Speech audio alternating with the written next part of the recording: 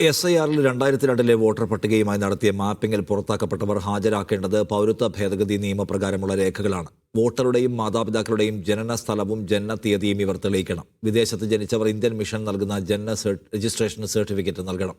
Indian പൗരത്വ നിയമപ്രകാരമുള്ള രേഖകളാണ് തെരഞ്ഞെടുപ്പ് കമ്മീഷൻ ആവശ്യപ്പെടുന്നത്. Media one exclusive.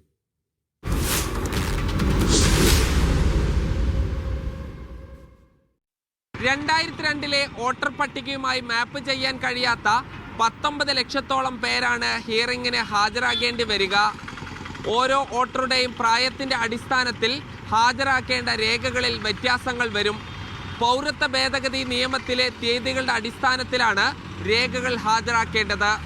2002-ലെ വോട്ടർ പട്ടികയിൽ മാതാപിതാക്കളുടെയോ അവരുടെ മാതാപിതാക്കളുടെയോ പേരുള്ളവർക്ക് മാത്രമാണ് നിലവിൽ വിജയകരമായി SIR എന്ന കടമ്പ കടക്കാനായത്. അവശേഷിക്കുന്നവരെല്ലാം ഇനി തിരിച്ചറിയൽ രേഖ ഹാജരാക്കി സ്വയം യോഗ്യത തെളിയിക്കണം. ഇതിന് തെരഞ്ഞെടുപ്പ് കമ്മീഷൻ നിശ്ചയിച്ചിരിക്കുന്നത് പൗരത്വത്തിന് മാനദണ്ഡമാക്കുന്ന രേഖകൾ തന്നെ. 3 വിഭാഗമായാണ് പൗരത്വ രേഖകളെ തരംതിരിച്ചിരിക്കുന്നത്. 1987 ജൂലൈ 1 മുൻപ് ഇന്ത്യയിൽ ജനിച്ചവർ. ഇവർ സ്വന്തം ജനന തീയതിയും ജനനസ്ഥലവും തെളിയിക്കുന്ന രേഖ മാത്രം ഹാജരാക്കിയാൽ മതി.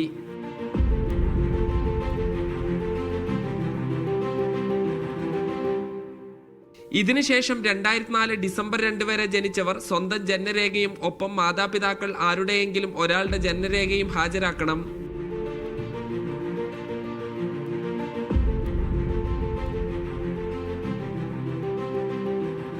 2004 ഡിസംബർ 2 പൗരത്വ നിയമത്തിൽ വീണ്ടും ഭേദഗതി വരുത്തി.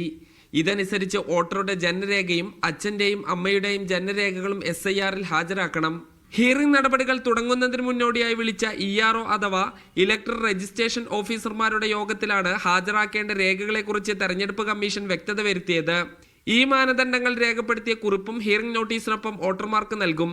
ഹിയറിംഗ് എങ്ങനെ നടത്തണമെന്ന് തീരുമാനിക്കാനുള്ള പൂർണ്ണ അധികാരവും ERO-മാർക്കാണ്. തെരഞ്ഞെടുപ്പ് കമ്മീഷൻ നൽകിയ 13 പട്ടികയിൽ SSLC സർട്ടിഫിക്കറ്റ്, ജനന സർട്ടിഫിക്കറ്റ്, പാസ്പോർട്ട് എന്നിവയിൽ മാത്രമാണ് ജനന സ്ഥലം രേഖപ്പെടുത്തിയിരിക്കുന്നത്.